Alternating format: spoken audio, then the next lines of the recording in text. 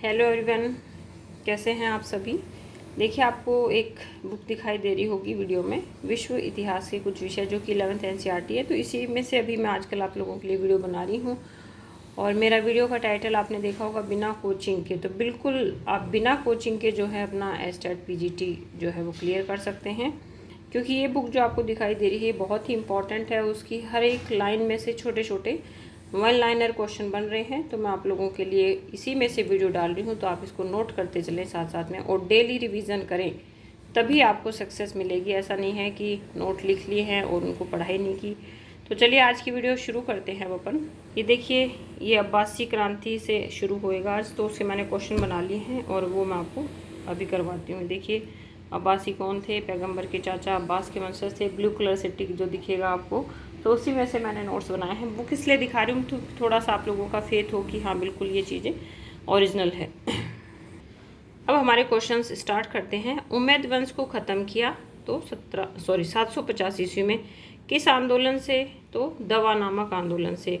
उम्मैद वंश की जगह किसने ली थी? अब्बासियों ने। अब्बासी कहाँ के रहने वाले थे? मक्का के। और अब्बासी मोहम्मद के मूल इस्लाम की स्थापना करना चाहते थे। अब्बासियों का विद्रोह हुआ खुरासान, पूर्वी ईरान से दूर। मवाली किसे कहा गया है? तो देखिए, ईरानी जो मुसलमान हैं उन्हें मवाली कहा जाता है। अब्बासी कौन थे? तो पैगंबर के चाचा थे अब्बास, और उनके जो वंशज थे वो थे अब्बासी। अब्बासियों ने किसे पराजित किया था? तो अब्बासियों ने मारवान को पराजित किया था, जो कि अंतिम उम्मैद वंश का व्यक्ति था। अब्बासियों ने अपनी राजधानी बनाया तो ईरानी महानगर टेसीफोन के खंडों के पास बगदाद को बनाया, और दूसरी राजधानी बनाया इन्होंने समारा की अल मुवक्किल की महान मस्जिद को। ठीक है, तो अब्बासियों की दो राजधानियाँ थी, आप ध्यान रखना।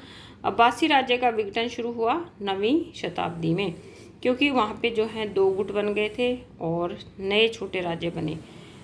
तो खुरासान या तुरासान में ताहिरी वंश आया, ट्रांसाक्शियन या अक्सास में समानी वंश आया और अलग एक निकला, और मिस्र और सीरिया में तुलूनी वंश आया।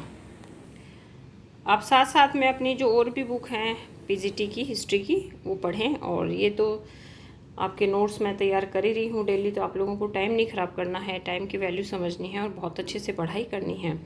नेक्स्ट है, अब्बासियों का क्षेत्र सीमित था तो मध्य इराक और पश्चिम ईरान तक, और 945 ईस्वी में यह क्षेत्र भी छिन गया। अब किसने छीना? 945 ईस्वी में बगदाद पर किसने कब्जा किया? तो बुहावी वंश ने कर लिया, जो कि कैस्पियन क्षेत्र के लोग थे। बुहावी उपाधि धारण करते थे कौन सी? शहंशाह की, जिसका अर्थ होता है राजाओं का राजा। और ये कौन थे? सैनिक वंश था। ठीक है, और ये जो उपाधि थी शहंशाह, ये ईरान की है। फिर नया वंश आ गया बीच में, फातिमी वंश। तो फातिमी कौन थे? सिया संप्रदाय के उप संप्रदाय इस्माइली से संबंधित थे ये। फातिमी कौन थे? तो पैगंबर साहब की बेटी फातिमी के वंशज थे, और उत्तरी अफ्रीका इनका निवास स्थान था। फातिमी खिलाफत की संस्था बनी 969 में मिस्र को जीत कर। इन्होंने मिस्र को जीता और फातिमी खिलाफत की संस्था बना ली। अब खिलाफत का मतलब क्या हो गया? उत्तराधिकारी। तो ये पैगंबर साहब की बेटी है तो ये उत्तराधिकारी हो गई। फिर है, मिस्र की पुरानी राजधानी थी फुस्तात, और फातिमियों ने मिस्र की नई राजधानी बनाया काहिरा को। बहुत इंपॉर्टेंट है, दोनों को ध्यान रखना। और इसकी स्थापना मंगल ग्रह के उदय के साथ उन्होंने की। मिरिख यानी मंगल ग्रह, और इसको आपकी अरबी में बोलेंगे अल काहिर। फिर आ जाते हैं तुर्की की तरफ। तो तुर्की सल्तनत का उदय हुआ 10वीं और 11वीं शताब्दी में। तुर्क लोग कौन थे? तो तुर्किस्तान के मध्य एशियाई घास के मैदानों के खानाबदोश कबायली लोग थे। अब जो है 3 प्रजातियां हो गई थी, अरबी, ईरानी और तुर्की। फिर है गजनी सल्तनत की स्थापना किसने की? तो 961 ईस्वी में अल्पतकीन ने इसकी स्थापना की थी। फिर है, गजनी को मजबूत किया तो महमूद ने किया 998 से 1030 तक, और गजनी भी क्या था? एक सैनिक वंश था। फिर है, खलीफा का संबंध था शिया वंश से, और गजनवियों का संबंध था सुन्नी वंश से।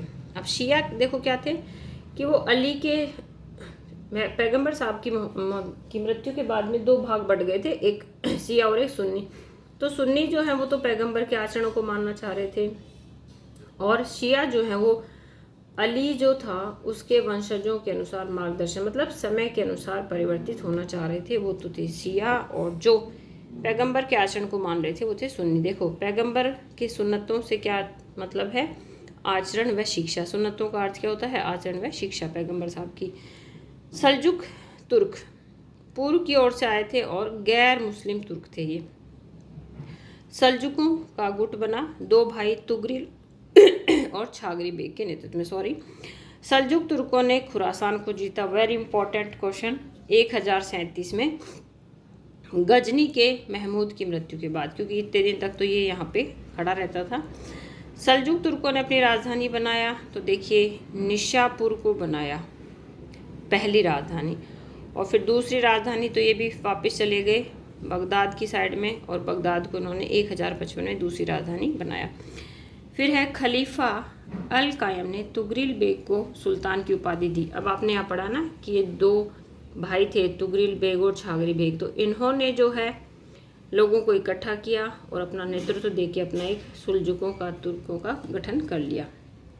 अब इस तरह से 11वीं से 13वीं शताब्दी के मध्य यूरोपीय ईसाई व अरब राज्यों के बीच काफ़ी युद्ध हुए, जो कि धर्म युद्धों में बदल गए। अब ये लोग क्या है, वापस जो है यूरोप की साइड में चले गए, इधर इराक ईरान से उधर की साइड में गए, क्योंकि ये क्या कर रहे थे, अपने राज्यों का विस्तार कर रहे थे, युद्ध कर रहे थे, लड़ाइयाँ कर रहे थे, तो वापस उधर चले गए और फिर वो युद्ध जो है वो लास्ट में बन जाते हैं धर्म युद्ध।